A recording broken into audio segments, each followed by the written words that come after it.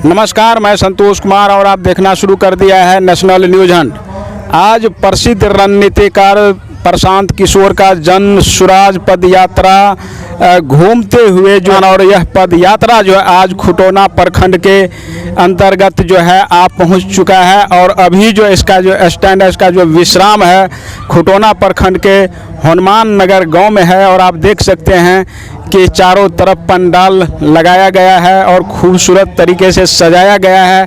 तो पद यात्रा, जन स्वराज पद यात्रा का मुख्य उद्देश्य क्या है, यह जो है आज प्रेस कॉन्फ्रेंस यहाँ पे होंगे। यहाँ पे विस्तृत रूप से वे जानकारी देंगे, खुद वो पहुँच चुके हैं और थोड़ी देर के बाद जो है यहाँ पे प्रेस कॉन्फ्रेंस करेंगे और प्रेस कॉन्फ्रेंस में सारे बातों का जो है यहाँ पे जानकारी दी जाएगी। वैसे नमस्कार साथियों,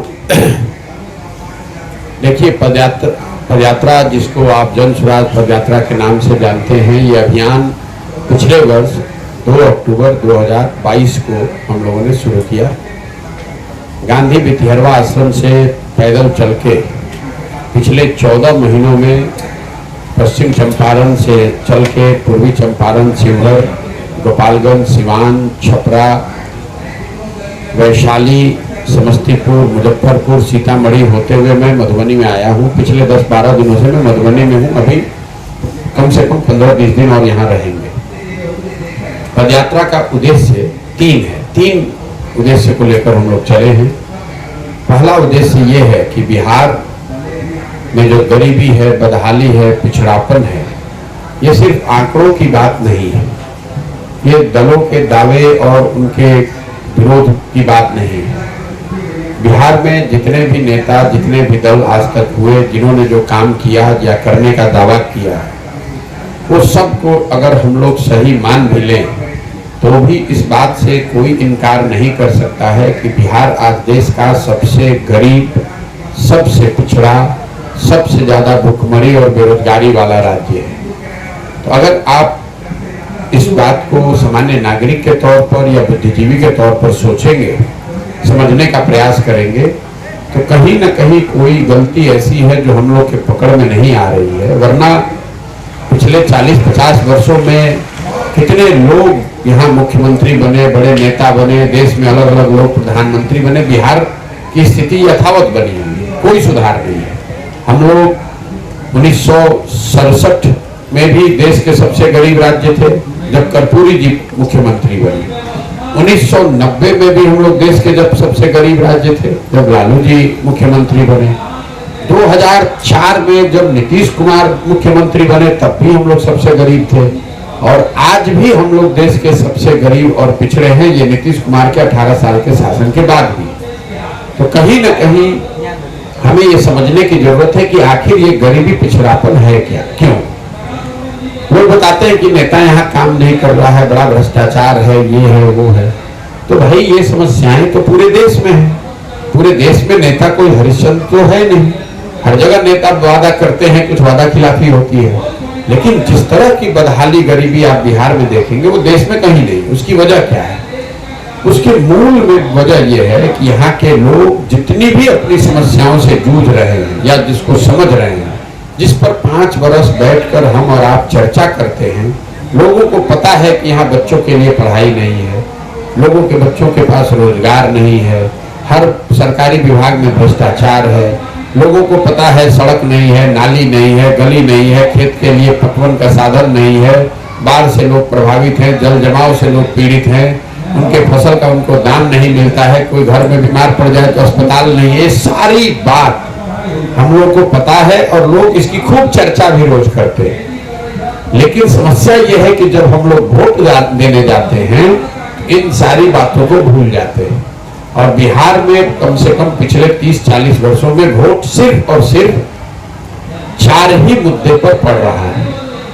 जब लोग वोट देने जाते हैं तो अपनी समस्या को भूलकर 4 बात पर वोट देते हैं। पहला, जाति, कौन हमारे जाति का आदमी खड़ा है, वो आदमी चोर हो, बदमाश हो, डकैत हो, अपने जात का है तो उसी को आप वोट दीजिएगा।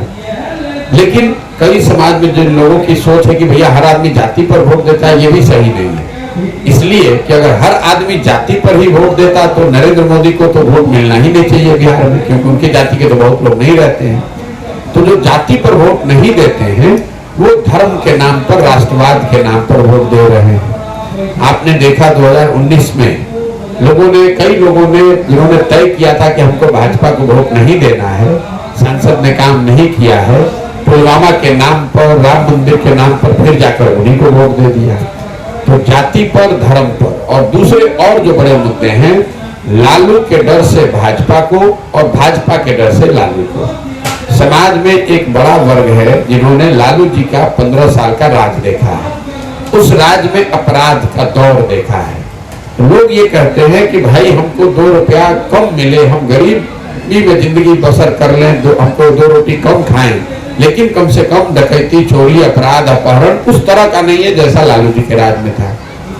तो आपने गांव देहात में देखा होगा, लोगों ने तय किया है कि इस बार इस भाजपा के सांसद को वोट नहीं, विधायक को वोट नहीं देंगे, लेकिन जैसे ही चुनाव नजदीक आएगा और लोगों को लगेगा कि लालटेन जीत सकता है या लालू जी जीत सकते हैं, उनकी पार्टी जीत सकती है, तो लोग फिर जाकर मजबूरी में उसी भाजपा को वोट दे देते हैं। और चौथा जो यहाँ विषय है वो मुसलमानों से जुड़ा हुआ है। मुसलमानों की बहुत बड़ी आबादी है, 18 से 20%। मुसलमानों का ऐसा मानना है कि भाई भाजपा को तो हम लोग वोट दे नहीं सकते हैं, क्योंकि भाजपा तो मुसलमान विरोधी पार्टी है उनकी नजर में। तो बिहार में मुसलमानों की चाहे जितनी गरीबी है, बदहाली है, फटेहाली है, आंकड़े बताते हैं कि मुसलमानों की हालत यहाँ दलितों के बाद सबसे ज्यादा खराब है आर्थिक सामाजिक नजरिए से। बावजूद इसके वो चूंकि भाजपा को दे नहीं सकते हैं, तो सामने उनके पास एक ही विकल्प बचा, वो है लालटेन। तो जाकर वो लालटेन को वोट देते हैं। तो अगर आप पत्रकारिता भी करते हैं, समाज में भी रहते हैं, इन 4 विषयों को छोड़कर 5वां कोई मुद्दा ही नहीं है बिहार। तो जब तक, बात को समझ लीजिए, पदयात्रा का पहला उद्देश्य इसी से जुड़ा हुआ है, लोगों को ये बताना, समझाना, जगाना, चेतना पर जो धूल पड़ गई है उसको हटाना, कि जब तक आप अपनी समस्याओं पर वोट नहीं करेंगे, अपने बच्चों के लिए वोट नहीं करेंगे, तब तक आपकी दशा सुधरने वाली नहीं है। वोट चाहे जिसको करना है कीजिए। पदयात्रा में मैं जो बोल रहा हूँ, आपने अगर सुना हो, हम ये नहीं कहते कि वोट आप इनको दीजिए कि उनको दीजिए कि हमको दीजिए, हम कह रहे हैं वोट जिसको देना है दीजिए, लेकिन वोट अपनी समस्याओं पर और अपने बच्चों के पढ़ाई रोजगार के लिए वोट कीजिए। ये पदयात्रा का पहला उद्देश्य है, समाज को इस बात के लिए जगाना, समझाना, तैयार करना, शिक्षित करना। दूसरी बात, अगर लोग तैयार हो जाए, उनकी बात समझ में आ रही हो, तो समझ में आती है ना भैया बात तो ठीक है, लेकिन हमारी मजबूरी है, हमारे सामने विकल्प ही कोई नहीं है, तो उनके पास एक बेहतर विकल्प होना चाहिए। तो दूसरा उद्देश्य यह है कि समाज से हर उस अच्छे व्यक्ति को, सही व्यक्ति को ढूंढ कर निकाला जाए जो इस बात के लिए तैयार है कि नहीं, बिहार में भाजपा, जदयू, आरजेडी से अलग हटकर एक नया दल, नया विकल्प बनना चाहिए। तो ये दूसरा उद्देश्य है कि ऐसे लोगों को साथ में लेकर एक नया विकल्प, नया दल बनाया जाए। और तीसरा उद्देश्य ये है कि अगर जनता समझ जाए, उनके सामने एक बढ़िया विकल्प भी बन जाए, उनको चुनकर सरकार में ला भी दिया जाए, तो भी बिहार का विकास नहीं होगा अगर उन चुने हुए लोगों के पास बिहार को सुधारने के लिए कोई योजना न हो। तो पदयात्रा का तीसरा उद्देश्य ये है कि बिहार के हर पंचायत का, 8,500 पंचायत का हम लोग 10 साल का योजना बना रहे हैं कि हर पंचायत का विकास कैसे होगा, और उसमें खास करके 3 बिंदु। हर पंचायत में बच्चों के पढ़ने के लिए बेहतर व्यवस्था कैसे बनाई जाएगी, हर पंचायत में 800 से 1200 रोजगार के नए अवसर कैसे पैदा किए जाएंगे ताकि पलायन को रोका जा सके, और तीसरा, हर पंचायत में होने वाली खेती को कमाई वाला खेती कैसे बनाई जाए, क्योंकि बिहार में आज जो खेती होती है वो कमाने के लिए नहीं है, वो खाने के लिए है।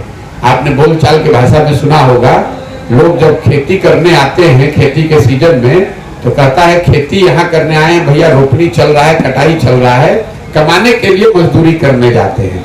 तो ये क्या बताता है, खेती लोग यहाँ खाने के लिए करते हैं, कमाने के लिए मजदूरी करने जाते हैं। तो ये 3 जो चीजें हैं, कि लोगों को समझाया जाए, जगाया जाए कि आप अपने मुद्दे पर अपने बच्चों के भविष्य के लिए वोट कीजिए।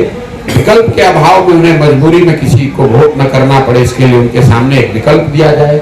और तीसरा, जो इस विकल्प के पास जमीन को समझकर, लोगों से राय विचार करके, दुनिया भर के विशेषज्ञों से बात करके बनाई गई एक सोची समझी योजना हो, ताकि 10 वर्ष में बिहार को देश के अग्रणी 10 राज्यों में शामिल किया जा सके। यही पदयात्रा का उद्देश्य है और इसीलिए हम लोग पिछले 14 महीने से गांव-गांव पैदल चल रहे हैं। अभी मैंने ये 11वां जिला है। हर जिले में मैं कम से कम एक महीना 1.5 महीना रहता हूँ और सिर्फ जितना रास्ते में चल रहा हूँ इतना नहीं, हमारे साथ जो सैकड़ों लोग काम कर रहे हैं वो ये सुनिश्चित करते हैं कि हर पंचायत का योजना बने, हर पंचायत से ऐसे लोगों को चिन्हित कर लिया जाए जिनके साथ नया विकल्प, नया दल बनाना है, और जहां तक हो सके मेरी बात जनता तक पहुंचाई जाए, भैया क्या करने से आप अपने बच्चों का भविष्य सुधार सकते हैं, और यही काम हम लोग कर रहे हैं।